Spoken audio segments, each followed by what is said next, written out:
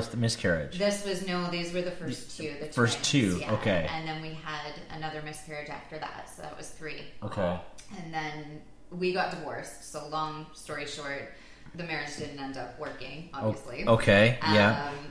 So we ended up going separate paths. And do you think that the loss of these, potential children had anything to do with that, or a big part of that? Or? Yeah, it was a huge part. It was a huge part. Yeah, it was okay. a huge part.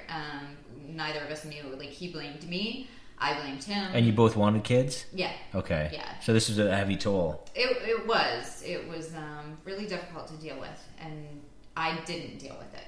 That's how I dealt with it. Right. I just stuffed it all down, and you go to work every day, and you show up, you put on the happy face, you put your makeup on, you look good, that's life what goes on, as they say, right? Yeah. Sure. So you just suck it up and you just move on and you don't talk about it. Right. And that was that's the rule in my family, and that's how I was brought up. And it was the rule with Jeff and I. We just didn't talk, right? So so that ended, and then I went into a bit of like the first kind of depression there. Okay. I went back to my parents' house and basically like hid in books for all summer, and then still working. Still working. But this is when you're trying to get through the fact that you've just been recently divorced, and so you moved back in with your parents. Moved back in with my parents. Fair enough. That was fun. Well, how old would you have been at this point? I would have been 29 at this 29. point. Yeah. So 29, miscarriages, failed marriage. Like, that's a lot at 29 years old. It was a lot, and I did not seek help, and I should have.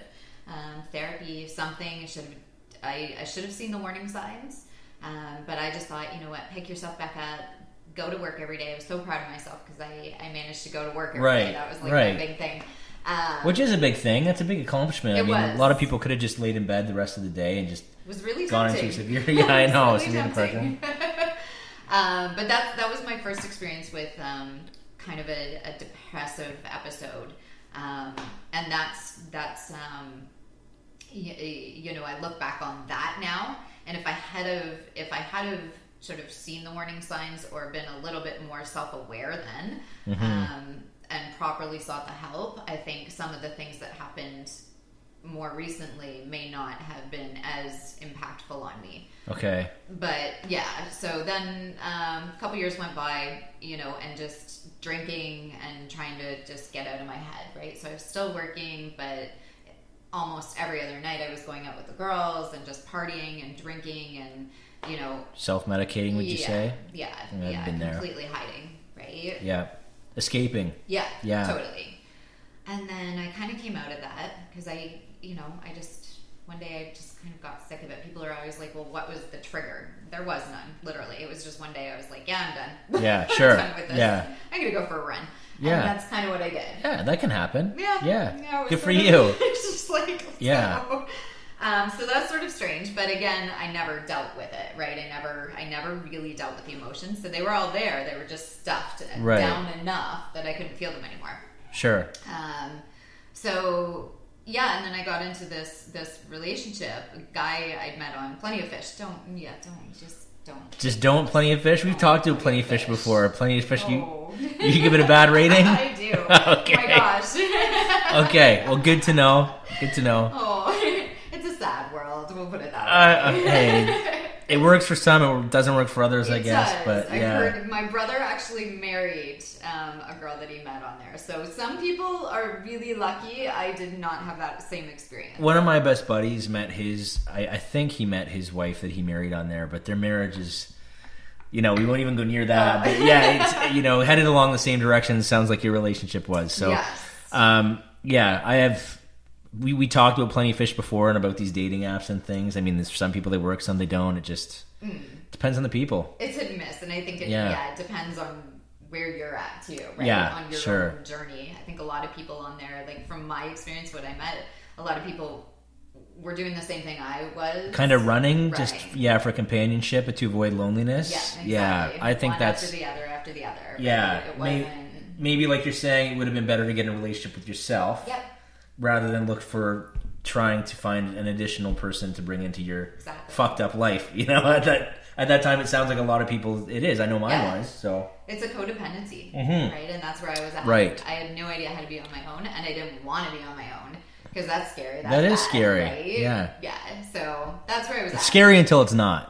Scary until you get comfortable. Sure. Yeah, until you're kind of forced to deal with it. Yeah. And I needed that, right? So, yeah, meeting this guy, and we were together for like 2 years. Yeah. And I thought this was the one, right? Like, this is perfect, everything's great.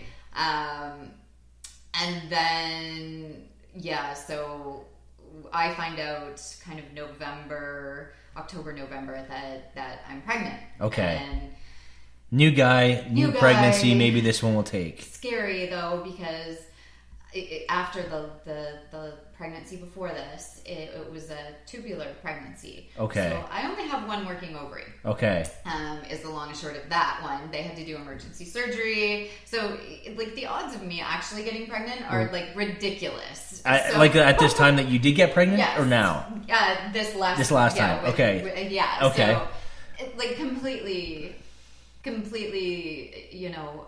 crazy that it happened in the first place, and telling him was interesting, because I was like, at this point I was sort of like, well, I don't know, right? I don't know. And I'm with the past history, you feel broken. Like as a woman, you feel broken. You feel like something's bad inside of you. You feel like your body's a tomb, literally. Right. So having those feelings again, and just being, just the anxiety, everything came back. Right. Do you feel that now when we talk about it a little bit? I feel sad now. Yeah. Yeah, it's a mourning kind of feeling now. Right. Because I've actually had the time now to work through those feelings and deal with the losing of the twins, the tubular, and this last one. I've now, I gave myself permission, after kind of my world imploded, I gave myself the time. Yeah, to good work for you. on it, because I had to. You have to. Yeah. You can't just let that go. No. So, yeah. Some people do, and their lives get just even more and more messier. Worse and worse. Yeah, you and can't so carry it. no. So if you're one of those people that's kind of been running from person to person and creating these messes, maybe it's time that you do what Michelle here has done. And get in a relationship with yourself and take care of yourself, right? Not easy to do. But no, it's not. It's not, but sometimes it's necessary. So good for you for making those steps. It is. It was forced on me. I didn't choose to make those steps. That's right. The funny thing of it is, literally, like he. So when I told him that I was pregnant, really long story short, he essentially didn't want anything to do with it. He didn't. So he did not want kids. His exact words were, "I'll never be a father again." Really? He already had 2 little kids. He left his wife with like a 1-year-old and a 2.5-year-old. Red flag. I know. I'm like, hey. I know. Yeah. Go ahead. Go ahead. But yeah. So that was his kind of thing, and the night of the miscarriage, he came to my house and he tried to help me through. He stayed the night, and then the next day I got a text from him. Okay. After 2 years, and this is the day after the miscarriage, saying he didn't think it was in his best interest to see me anymore. Really? Yeah, that was so. Yeah. So he just fucking left you hanging. He just bailed. Yeah. Wow. Bailed. So I've now lost the baby. I'm having real issues because of it brought up all the other losses that I hadn't dealt with. Right. Then he did that, so now I'm like, my world's already tail spinning. Yeah. And then not 2 weeks after that, my dad got really sick and was put in the hospital, and that's when Dad's alcoholism really came to the forefront. That he was that ill with this disease that he was hospitalized with seizures. Really? Because he had tried to stop cold turkey on his own. Really? Yeah. So our family was trying to deal with that. It gave me a huge identity crisis is what it ended up doing. I didn't know what to do with that. Like, these are people who were perfect my whole life. And did you know he had a drinking problem? Well, we all kind of knew. Yeah. Right? We all kind of knew it was there. Like, he always drank 1 or 2 glasses of wine. Like, I remember bedtime stories when I was 4. Like, he would smell like red wine. That was he loved red wine. but we never considered it a problem. Right. It was just something that happened. And with alcoholic families, right, you denial. Sure. We're really good at that. Yeah. So yeah, it was huge for me to kind of just realize, oh my God, like these are and it came really late in life. I mean, I was like 36 at the time, right? To look at my parents and see them as human beings for the first time and be like, wow, you aren't these people that I've had on this pedestal as all-knowing, all-right people. Right. And that was kind of the first little trigger for me of maybe the messages you've been hearing and the things that you believe about yourself from the truth. that aren't actually the truth. Right. So that was the first kind of little inkling of that that happened, and then I lost my job, and so this was all within 3 weeks. Okay. And I just I had no idea how to deal with any of this, and I went sort of ballistic. So you didn't leave your job; you lost your job. Yeah, they fired me. Really? Yeah. Was it just? What was the reason for that? What reason did they give you? I've never really been a really good rule follower. Okay. And if I don't agree with something, if I don't think something's right, I won't do it. Sure. So in a corporate world, that sometimes doesn't go over very well. Fair enough. And it's a risk that you take. It's something that I knew and was willing to take the risk that would happen.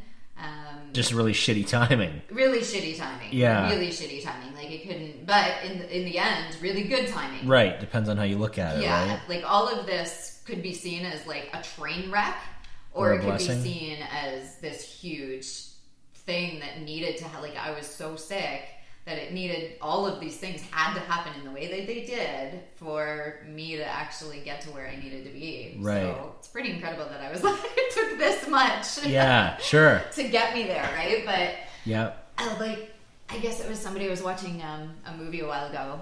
It was called Finding Joe, and it really struck with me because one of the things they said was the universe is going to send you little signs, right? They're going to send you signs. And if you keep ignoring them and not listening to them, one day it's going to come around and it's going to smack you. Yeah, sure. And it'll ground you and make you deal with it. Yeah. And that's literally what happened. And so, I lost my mind and had to deal with a lot of anger issues. Yeah. And they all centered on this guy. Like, I just focused all my anger and all my rage on the guy that just dropped everything and just left you hanging. Everything was his fault. That's okay. It was just everything was his fault. Okay. That's where I went. Yeah. So you were blaming him for pretty much everything that happened for how long? Oh. Until you started kind of like looking at yourself. You know what? Probably a good I still struggle with it. Like I can't even say that even now I still don't have those days where I just want to like say it was all his fault. You still want to kick him in the nuts and smash him in the face. Hurt him. Yeah, sure. Sure. You know? But yeah, at the same time, he was a gift. Like, so right now, my biggest thing currently in my life is to work on forgiveness, and it's a tough one for me because it means I have to get over my whole like self-righteousness. Yeah.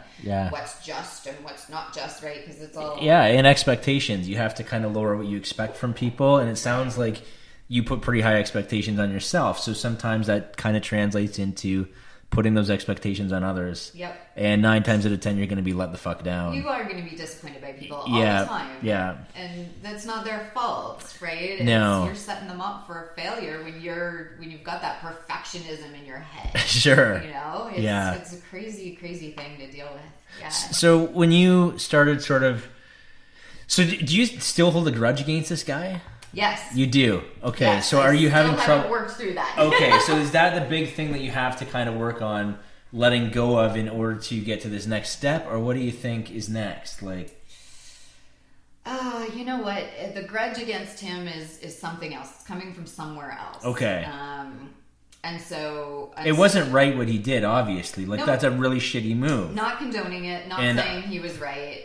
I don't think that's a man. I think that's a boy move, you know? I think that's someone that... And also, I don't think...